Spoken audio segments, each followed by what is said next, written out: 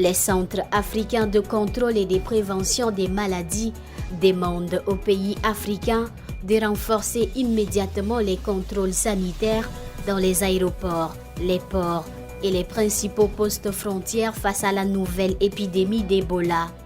L'agence recommande un dépistage renforcé des voyageurs, le déploiement des personnels qualifiés et une meilleure détection des cas suspects. Elle appelle également les États à coordonner leurs actions afin de limiter la propagation du virus sans perturber les voyages, le commerce et les opérations humanitaires. Ce jeudi 11 juin, le Niger a rendu public son nouveau code pénal qui criminalise désormais les relations entre personnes de même sexe. Les personnes reconnues coupables risquent 5 à 10 ans de prison ainsi que des amendes pouvant atteindre 100 millions de francs CFA. Les mariages entre ces personnes de même sexe sont passibles de 10 à 20 ans d'emprisonnement et d'amendes pouvant aller jusqu'à 500 millions de francs CFA.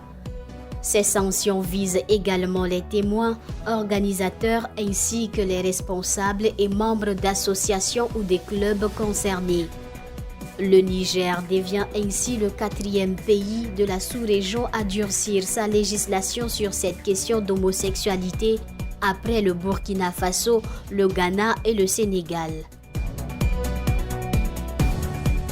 Dimanche 7 juin, l'armée nigériane a annoncé la libération de près de 360 otages détenus par Boko Haram dans le massif de Mandara à la frontière entre le Nigeria et le Cameroun. Les victimes, constituées majoritairement des femmes et des enfants, avaient été enlevées en mars dernier dans la zone de Ngoché, dans l'état de Borno. Dans le même sillage, le président nigérien Bola Ahmed Tinubu a affirmé que plus de 13 000 terroristes avaient été neutralisés en 2025 et que les incidents liés au terrorisme avaient reculé de 81% depuis 2015. Au Mali, le gouvernement a suspendu la circulation des motos de 125 cm3 et plus en dehors des grandes villes sur l'ensemble du territoire national. La mesure s'accompagne d'une interdiction d'importation, des ventes et des distributions de ces engins pendant 1 an.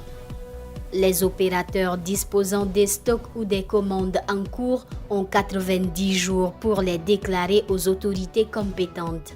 Cette mesure vise ainsi à limiter les déplacements des groupes armés qui utiliseraient fréquemment ces motos lors de leurs opérations terroristes dans plusieurs régions du pays.